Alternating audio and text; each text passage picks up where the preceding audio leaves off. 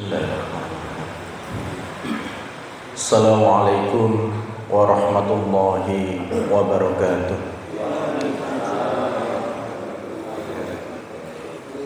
Innal hamdalillah nahmaduhu wa nasta'inuhu wa nastaghfiruh wa na'udzu billahi min shururi anfusina wa min sayyiati a'malina.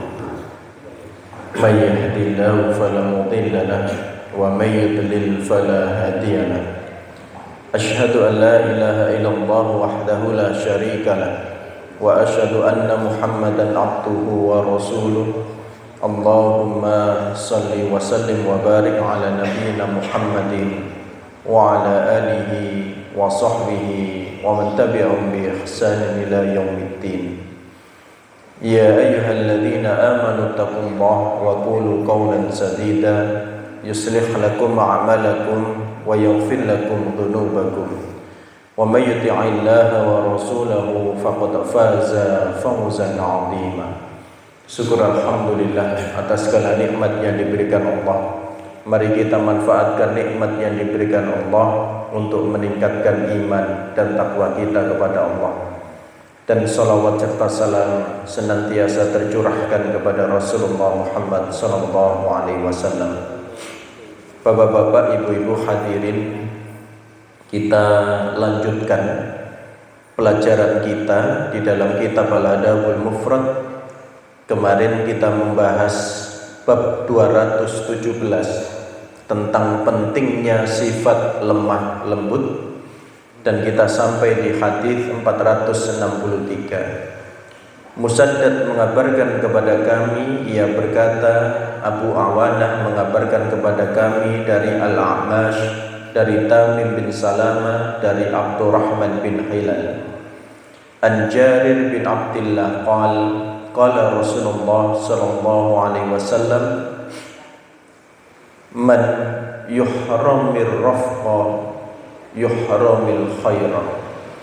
Dari Jarir bin Abdillah ia berkata, Rasulullah sallallahu alaihi wasallam bersabda, barang siapa tidak diberi kelembutan, maka dia tidak diberi kebaikan.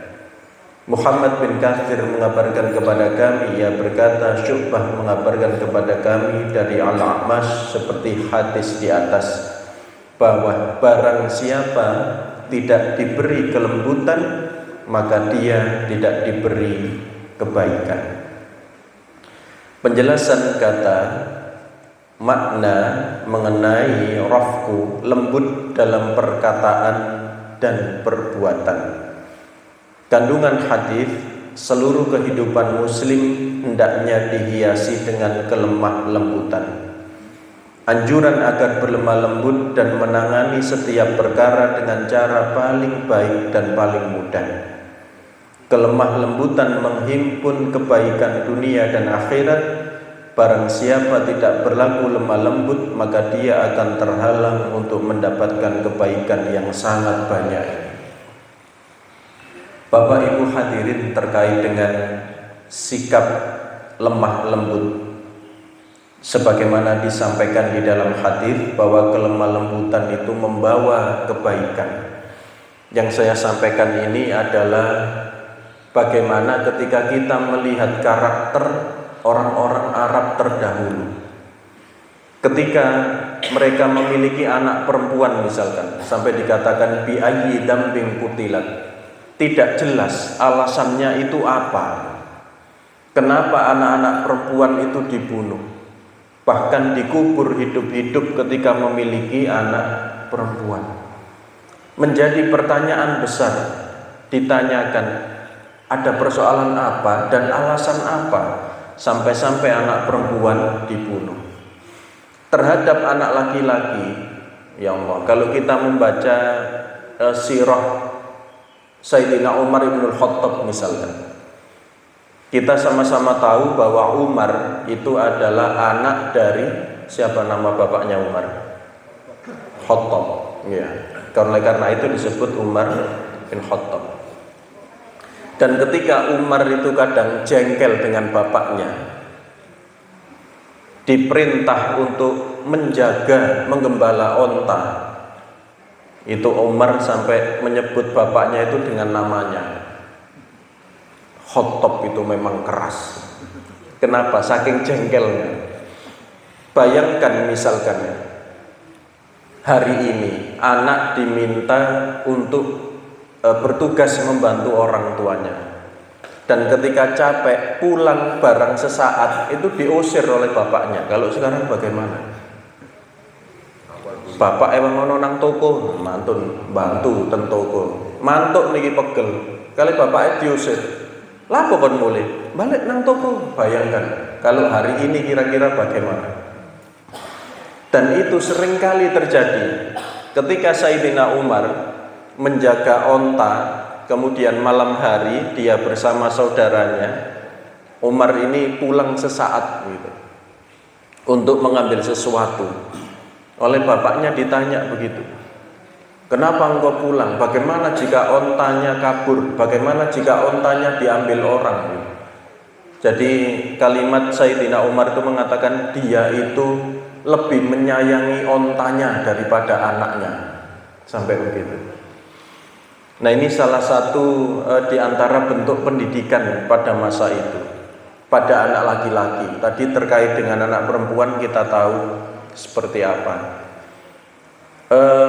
Peristiwa yang lain misalkan, Sayyidina Umar itu memiliki kelembutan hati sejak muda, kasihan dengan bibi-bibinya, sehingga dalam waktu-waktu bertugas mengembala onta itu, Sayyidina Umar itu masih membantu mengumpulkan kayu atau ranting yang diberikan kepada bibik-bibiknya. Tetapi ketika hal tersebut diketahui oleh bapaknya, oleh Pak Khattab ini, maka Umar justru dimarahi. Untuk apa membantu? Itu diantara bentuk keras. Kita sama-sama tahu pernah ada peristiwa, ada orang Badui, ada orang Arab yang tidak memahami bagaimana adab atau etika di masjid, kencing di masjid. Apa yang akan dilakukan oleh sahabat yang lain? Ingin dihajar, tetapi oleh Rasulullah ditahan. Kita pernah beberapa kali melihat peristiwa sejarah bagaimana Rasulullah SAW dengan kelembutan beliau justru berhasil menenangkan resahnya para sahabat. Ini yang saya sampaikan adalah lemah lembut ya Bapak Ibu, bukan lemah gemulai. Ini lemah gemulai ini justru bahaya sekarang. Jadi ini kelemah lembutan, bukan kelemah gemulaian. Nanti mulai muncul laki-laki lemah gemulai, ini mengkhawatirkan. Nah, di antara yang ingin saya sampaikan adalah bagaimana ketahanan para sahabat ketika diajarkan oleh Rasulullah SAW. Dari Abu Hurairah radhiyallahu anhu, anna rajulan qala, ada seorang laki-laki yang bertanya atau berkata kepada Rasulullah, ya Rasulullah, innali qarabatan asiluhum wa yaqta'un. Ya Rasulullah, saya ini punya kerabat yang saya berusaha untuk menyambung silaturahim, tapi dia berusaha memutuskannya. Wa uhsinu ilaihim wa yusi'una ilayya. Saya berusaha berlaku baik, tapi dia berlaku buruk terhadap saya. Wa ahlumu anhum wa yajhaluna alayya. Saya berusaha berlaku lembut, dia berlaku jahil, berlaku kasar kepada saya. Faqala la in kunta kama qulta faka'annama tusifuhumul malla. Jika engkau tetap berlaku demikian, tetap melakukan kebaikan tersebut, maka engkau sama dengan menyuapkan debu panas ke mulutnya. Wala yazalu ma'aka minallahi dhahirun 'alaihim ma dumta 'ala dzalik. Dan Allah Subhanahu wa taala akan senantiasa memberikan pertolongan, memberikan kebaikan terkait dengan kelemah lembutan itu selama dia tetap melakukannya. Jadi di antara wujud atau bentuk kebaikan itu ketika kita memiliki sifat karakter lemah lembut sebagai seorang mukmin adalah Allah Subhanahu wa taala akan senantiasa memberikan kita pertolongan. Bapak Ibu hadirin, saya ingin mengingatkan kita dan membacakan terkait dengan bagaimana kelembutan para tokoh Muhammadiyah di masa lalu. Misalkan Profesor Dr. Syafi'i Ma'arif, beliau pernah di masa lalu mengalami peristiwa berikut. Jumat 5 Januari 2007, Profesor Dr. Syafi'i Ma'arif akan ke Masjid Syuhada yang jaraknya 7 km dari rumah. Ketika hendak menyeberang, beliau ditabrak motor dari sebelah kanan. Pengendara motor jatuh dan Buya Syafi'i terluka di siku kanan dan betis, serta celana beliau robek di lutut dan lutut beliau berdarah. Kalau ini jenengan seperti itu, ya Allah, ditobruk sampai luka. Namun, dalam keadaan tubuh yang terasa sakit, beliau memilih berdamai dengan yang menabrak. Karena ada urusan yang jauh lebih penting di Masjid Syuhada. Apa urusan yang penting itu? Buya Syafi'i melanjutkan perjalanan dengan berjalan kaki tertatih membeli obat merah di warung fotokopi Angkasa. Zaman dulu niku kan kalau luka ditetesi obat merah. Semua luka diobati sendiri meski terasa perih. Beliau menyampaikan apa urusan penting itu. Ada seorang pengusaha yang tersentuh hatinya setelah membaca kisah pengabdian Pak Tugimin yang selama 46 tahun mengabdi bertugas di Masjid Syuhada. Jadi ada seseorang yang namanya Pak Tugimin, itu sudah menjadi marbot masjid itu kurang lebih 46 tahun. Berarti mulai umur pinten itu sudah membantu di masjid. Dan ketika Buya Syafi'i menulis kisah tentang Pak Tugimin, ada seorang pengusaha yang tersentuh hatinya dan ingin memberangkatkan haji. Jadi berita gembira itu menjadikan Buya Syafi'i Ma'arif walaupun dalam keadaan luka ingin menyampaikan kabar gembira bahwa Pak Tugimin ada yang akan memberangkatkan haji. Kita melihat bagaimana hal atau informasi yang menurut kita mungkin biasa, tapi bagi Buya Syafi'i Ma'arif menjadi hal yang berharga untuk disampaikan ke Pak Tugimin. Dan ini untuk takmir masjid sebagaimana kita ketahui sebelumnya, di hari di mana tidak ada naungan kecuali naungan dari Allah Subhanahu wa taala. Salah satunya adalah rajulun qalbuhu mu'allaqun fil masajid, adalah orang yang hatinya senantiasa terikat menggantung rindu dengan masjid. Dan sebagaimana juga kita ketahui, bentuk memakmurkan masjid itu yang pertama terkait dengan bangunan, yang kedua terkait dengan kegiatan bagaimana kita memakmurkan masjid. Barakallahu fikum. Saya sampaikan jazakumullah khairan katsiran fid dunya wal akhirah kepada semua pihak yang hari ini Masya Allah kita melihat masjid kita jauh lebih baik. Insya Allah kita berharap kepada Allah kegiatannya juga semakin lancar, semakin baik. Yang mendapatkan manfaat dari masjid ini juga semakin banyak, sehingga pahala mulai dari yang mewakafkan, yang mendirikan masjid, yang ikut membantu doa, ikut membantu biaya, membantu tenaga, membantu pemikiran, semuanya kelak akan mendapatkan naungan dari Allah Subhanahu wa taala. Bapak Ibu, saya tutup dengan semangat warga Muhammadiyah. Itu ada 4 R3-an. Nah, ini diantaranya disampaikan terkait dengan Pak A.R. Fakhruddin yang pernah mengalami kecelakaan ditobruk becak di Malioboro. Jadi ketika beliau suatu hari Pak Fakhruddin akan pergi ke sidang DPR, karena tergesa di Malioboro, beliau bertabrakan dengan becak. Pengemudinya luka di bagian tumit dan dibawa ke rumah sakit.